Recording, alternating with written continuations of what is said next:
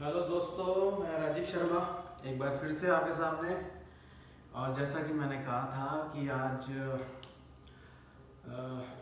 Lockdown का समय चल रहा है और हमें योगा करके अपने शरीर को हृष्ट पुष्ट बनाना है। तो उसी दौरान उसी श्रृंखला में, जैसा कि मैंने पहले सूर्य नमस्कार और उसके बाद एक एक आसन आपको बताया, उसी श्रृंखला में हम एक आसन के बारे में और बात करेंगे। और इस आसन का नाम है गौमुख आसन। गौमुख आसन इसलिए क्योंकि गाय जब बैठती है उसकी कृति उसकी इसी प्रकार से वो बैठती है, उसकी कृति इसी प्रकार से बनती है, तो इसलिए इसका नाम गौमुख आसन कहा गया। तो पहले इस आसन को हम कर लेते हैं, उसके क्या लाभ है, क्या फायदे हैं, उसके बारे में बाद में बात करते हैं। तो पहले मैं एक बार फ्रंट से करके दिखाऊंगा, उसके बाद में दूसरी दिशा से करके बताऊंगा। तो चलिए पहले करते हैं गौमुख आसन। करना क्या है, जैसा कि हमेशा दंड आसन में हम बैठे हैं, करना क्या है, बायां पैर मोड़ा इस प्रकार से, बाएं पैर की एड़ी पर यानी लेफ्ट वाले पैर की एड़ी पे हम बैठ गए और दायां पैर इसके ऊपर से मोड़ा ऐसे, और ये ऊपर का घुटना नीचे के घुटने के ऊपर आ जाए, इस प्रकार से बैठना। अब क्या करना, अब दायां हाथ जो पैर ऊपर है यानी दायां पैर ऊपर है, राइट वाला पैर ऊपर है, तो राइट वाला हाथ ऊपर से और नीचे, बायां हाथ यानी लेफ्ट वाला नीचे से, और दोनों को एक दूसरे से पकड़ के लॉक करना है। यहाँ पे श्वास भरनी है, रुकना। ये इस आसन की अंतिम स्थिति, मैंने जैसे बताया था हर आसन की एक अंतिम स्थिति होती है, ऐसे रुकना, श्वास छोड़ते हुए वापस आना। इसी प्रकार से दूसरे पैर से अब की बार क्या करेंगे, दाएं पैर की एड़ी इसके ऊपर बैठना, बायां पैर इसके ऊपर से, जैसे मैंने बताया घुटने एक दूसरे के ऊपर आए, बायां पैर ऊपर है, लेफ्ट वाला पैर ऊपर है, तो लेफ्ट वाला पैर हाथ ऊपर से और राइट वाला नीचे से। श्वास भर ली,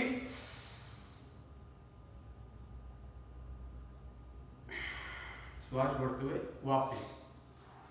जैसा कि मैंने बताया कि हमेशा मैं काउंटिंग पे साथ यानी कि गिनती के साथ में कराता हूँ कि 1 पर क्या करना है, 2 पर श्वास भरनी है, 3 पर क्या करना है, तो और 4 पर वापस आना। ज़्यादातर मैंने बताया हमेशा कि 3 के अंक पर हम लोग उस आसन की अंतिम स्थिति पर होते हैं। कोई 1-2 आसन ऐसे हैं जिनमें 2 की स्थिति पर होते हैं, लेकिन ज़्यादातर आसनों में मैं 3 के अंक पर अंतिम स्थिति ही बनाता हूँ। तो आप एक बार हम इसको इस प्रकार से देख लेंगे ताकि आपको और पीछे से भी ध्यान में आ जाएगा कि करना कैसे है। दंडासन में बैठे, दायां पैर मोड़ा, दाएं पैर की एड़ी पे बैठे, बाएं पैर इसके ऊपर से, घुटने एक दूसरे के ऊपर, बायां पैर ऊपर है तो बायां हाथ ऊपर से ऐसे पकड़ना। आप देख लीजिए ऐसे, श्वास भरनी, छोड़ते हुए वापस। काउंटिंग के साथ एक बार बता ध्यान में करा देता हूं। एक में क्या करना, दाएं पैर की एड़ी ऐसे मोड़ना, इसके ऊपर बैठना, बायां पैर इसके ऊपर से, घुटने एक दूसरे के ऊपर, ये एक की स्थिति हुई। 2, जो पैर ऊपर है, बायां पैर ऊपर है। फिर अब की बार हम दाएं के ऊपर बैठते हैं, बाएं के पैर की एड़ी पे बैठते हैं, वो पहले हो चुका था, और दायां पैर इसके ऊपर से ले लेते हैं। ये एक की स्थिति हो गई। 2, दायां पैर ऊपर है, दायां हाथ ऊपर। 3, श्वास भर के रोकेंगे। 4, तो ध्यान में आया कि 3 के अंक पर हमारी अंतिम स्थिति बनी, तो इसको हम बोलते हैं गौमुख आसन। एक बार पीछे से भी देख लेंगे कि पकड़ना कैसे है। ये 1, 2, 3, 4। तो दोस्तों मैंने आपको ध्यान में कराया कि गौमुख आसन कैसे करना है, दोनों दिशाओं से, 3 बल्कि आज तो मैंने 3 दिशाओं से इसको करा दिया। अब इस गौमुख आसन को के लाभ क्या है ये जरा ध्यान में कर लेंगे। मैंने हमेशा बताया है कि जब आप गौमुख आसन को करते हैं तो किस प्रकार से पैर की एड़ी के ऊपर बैठते हैं। चलिए हम बात करते हैं इसके लाभ की। तो जिनको अधिक टॉयलेट जाता है, अधिक टॉयलेट के लिए जाते हैं, तो वो बीमारी उन लोगों की वो ठीक हो जाती है इससे। उसके अलावा धातु की दुर्बलता ठीक हो जाती है। मधुमेह में भी ये आसन भी उपयोगी है, और आसन मैंने बताया थे मधुमेह में उपयोगी है, यानी कि शुगर में, और ये आसन भी उसमें उपयोगी है। इसी तरीके से गुर्दे पर अधिक प्रभाव डालता है, जो गुर्दा हमारा होता है ना वो ठीक हो जाता है, उस पर अधिक प्रभाव पड़ता है जब हम पैर मोड़ करके करते हैं इसको।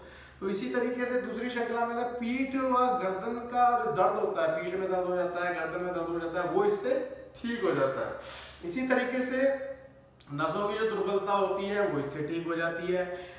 दमा के रोगियों के लिए भी ये आसन जो है बहुत लाभदायक है दोस्तों, दमा भी इससे ठीक होता है। नर्वस सिस्टम में जो दुर्बलता होती है, हमारा जो नर्वस सिस्टम है उसमें जो दुर्बलता आ जाती है, कमजोरी आ जाती है, वो इससे ठीक हो जाती है। और अंडकोश में अधिक वृद्धि जो हो जाती है वो इससे नहीं हो पाती, इसे करते हैं तो वो वृद्धि उसमें अंडकोश में नहीं हो पाती, नहीं होती है, वो ठीक हो जाती है। और गला, कंधे व हृदय, हार्ट, गला, कंधा, हृदय में जो भी तकलीफ रहती है उसमें इससे आराम मिलता है। तो इतने सारे फायदे अपने को एक फायदा और इसका होता है, जो ल्यूकेरिया की बीमारी होती है वो इससे ठीक हो जाती है। और इतने अनगिनत इसके फायदे हैं, मैंने आपको कुछ थोड़े से बता दिए। तो इतना इसका लाभ है गौमुख आसन का। लेकिन फिर से वही बात मैं कहूँगा कि करना कैसे, हमेशा 13 सूर्य नमस्कार के बाद इनको करना। जैसा कि क्यों कहता हूं मैं ऐसा, क्योंकि 13 सूर्य नमस्कार करने से अपनी बॉडी फ्लेक्सिबल हो जाती है, तो आसन करना आसान हो जाता है। तो दोस्तों अपनी सभी बीमारियां हम आसन प्राणायाम से दूर कर लेंगे, और क्योंकि अब समय हमारे पास में ज़्यादा है, क्योंकि घर पर ही है, तो इस सब का अच्छा अभ्यास करेंगे और अपना शरीर हष्ट पुष्ट कर लेंगे।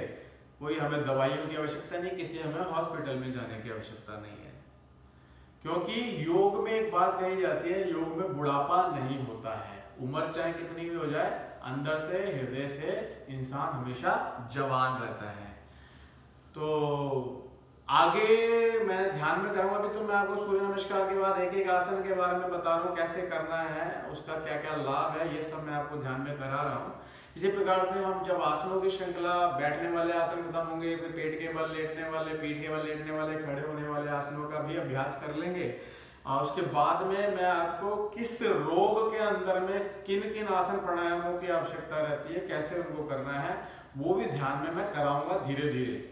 लेकिन इस श्रृंखला को आप एक एक करके मेरी वीडियो देखते रहेंगे तो आपको ध्यान में आएगा कि आसनों के कैसे कैसे अपने को फायदे हो रहे हैं, कैसे कैसे मेरे शरीर में उसका लाभ हो रहा है, उस सेम अपने को महसूस होने वाला है।